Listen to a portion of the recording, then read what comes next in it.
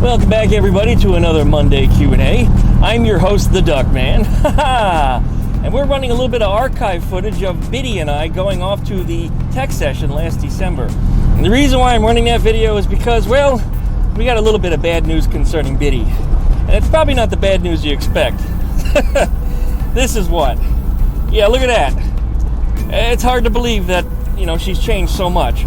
And most of the change that you see here has actually happened to her just in the last week. Yeah, she was getting bigger, but she still had all them little baby colors on her. But as of this week, not only did she get huge, but she started to fill out with her adult feathers. She looked completely different than she used to. I really wish she was going to have all them little stripes and stuff if she was really pretty, but now she's kind of a rusty red color, and I don't know, when they finish growing in, other colors may start appearing, and when she starts getting a little more sunlight after these feathers grow in, of course, they'll settle to whatever her adult color is supposed to be.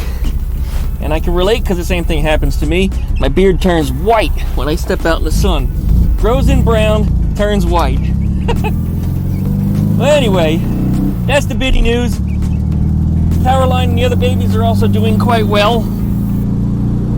Nothing big to speak of there, except, little Tezzy, which was the little runt of the group, and the youngest actually turns out to be the biggest.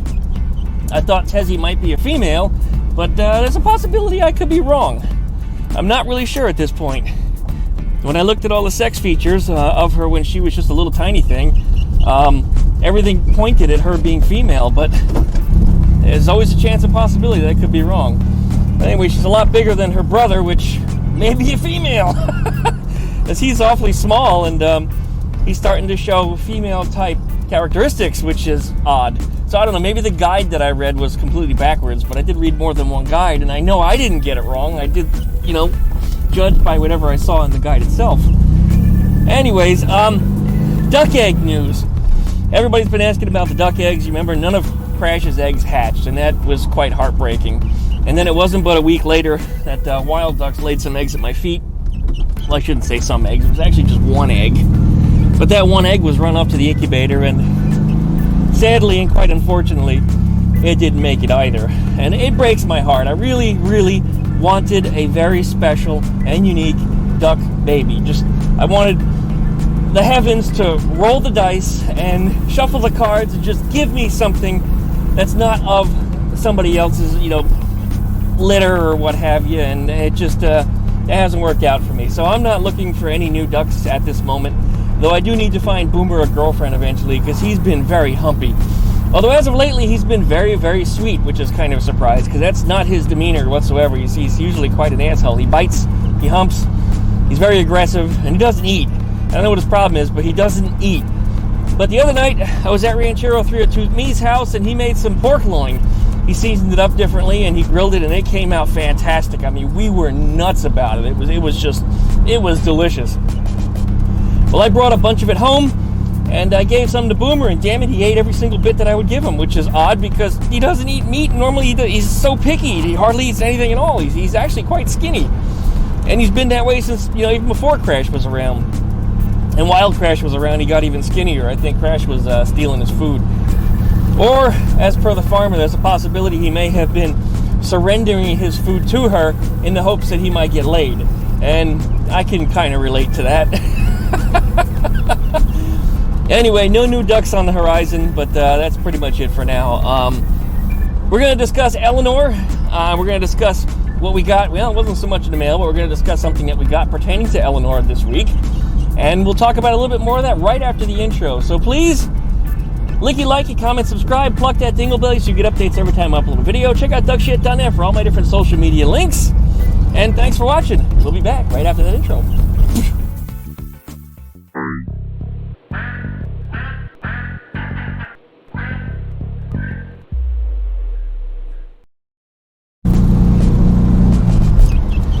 Alright, well, we're back.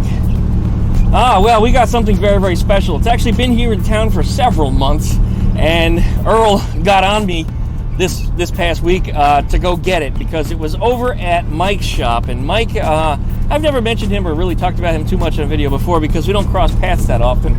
But Mike owns a local car that Earl's going to restore. So when Mike brings his car over to Earl to have that taken care of, he's going to be bringing my Eleanore back. Well, on one of his other adventures down there to see Earl, whenever they made the original deal of what's going on, he brought back Eleanor's special parts, and I just neglected to get them until the point that I completely forgot about them. And it would always be right around 2 or 3 o'clock in the morning when all of a sudden I remember, you know what, I gotta get that crap out of Mike's shop.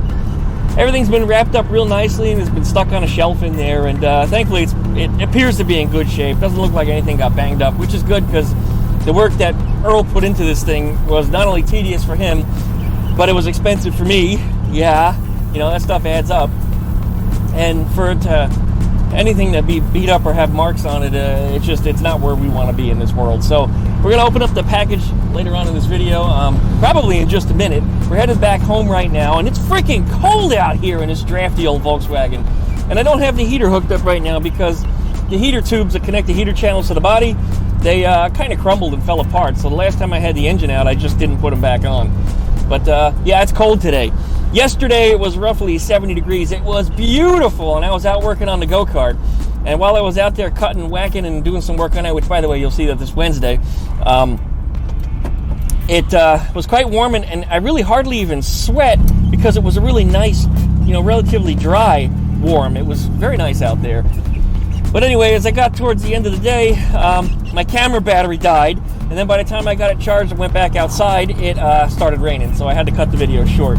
But hopefully, we'll be recording the next part for the following week over for the DuckmanCycles VW Garage YouTube channel, and we'll have some updates on that. Now, just because I have another Gokart does not mean that I'm not going to finish up the Mokart. The Mokart really doesn't need a whole lot. Just the Gokart is real quick and easy because it's all there. It's already complete. I don't have to really make anything for it, although I do have to make it fit me. So we're doing some modifications to the tube frame to make it better for a proper-sized adult human being. And that's also the project that I'm going to be working on while we're waiting for Eleanore to come back. Now, Eleanore is scheduled. Now, this is very tentative, so you can't hold me to it. It's not my schedule, even, for that matter. But it's for January 30th. So that means approximately 2 weeks, maybe less, from the time that you see this video, Eleanore should be rolling up to my driveway. And I've already have a whole bunch of my friends that want to be there when this happens. They want to help me, you know, lift the body out and put it onto the chassis that I have that I've built for it. And, well, it's going to be a whole video series, and you guys, of course, are going to be brought along with me for it. So we'll see that coming up in the next couple weeks, if it happens according to that date. Now, Mike has been on again, off again, not feeling too well, and, well, most of his family got ill. In fact, everybody in his office was ill. When I stopped by there to pick up my parts, it was kind of a surprise to find out that one person after the next was dropping with the flu. Anyway, they're all going to be returning to work probably this week. They all should be doing much better. But so Mike and family and everybody at your office, I'm wishing you all the best. Right, Bitti? Well, we'll be back when we're getting ready to open up our packages.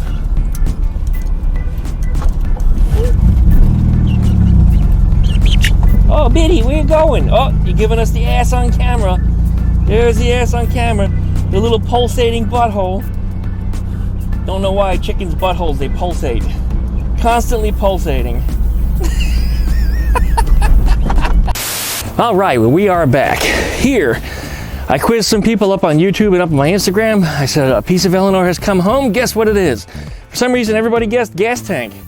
I don't know why anyone would think this is a gas tank, but here we go. This is something that came from Earl. I know what it is. Post your guesses down below if you think you know what it is. It's not a gas tank. Although maybe it is, I don't know. You can probably get about half a liter of fuel in it. There it is. This is Eleanor's steering shaft.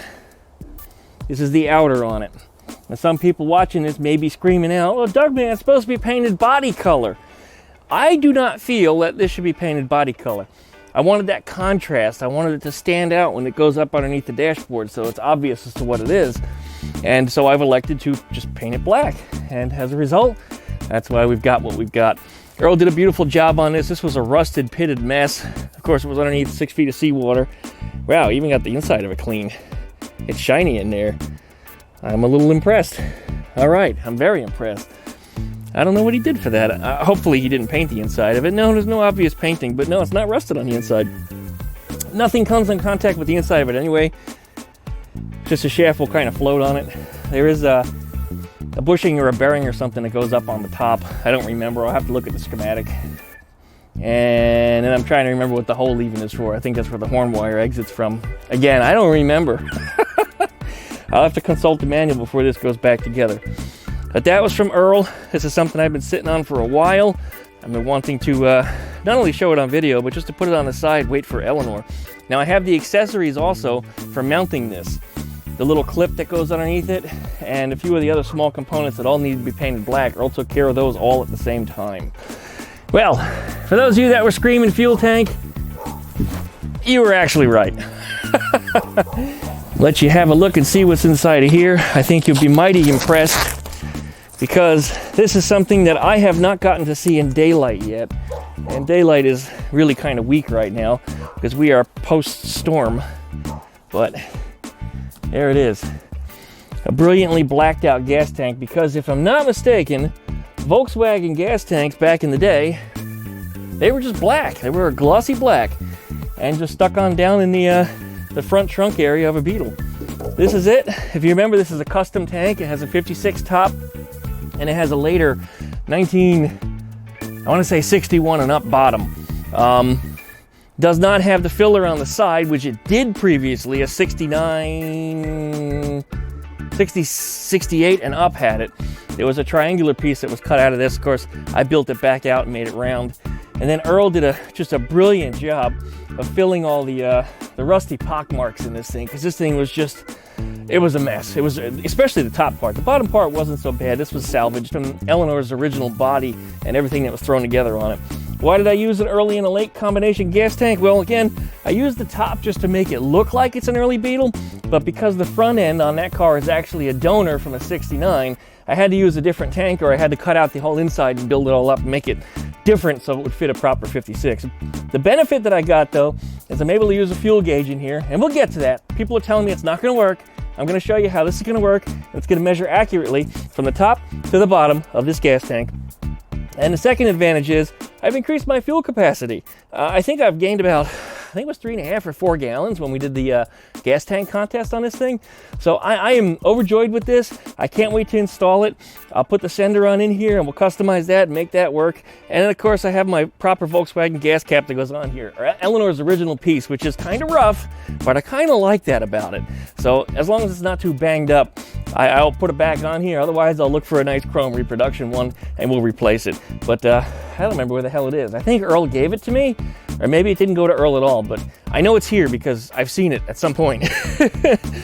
So that's going to be it for today. So please likey, comment, and subscribe.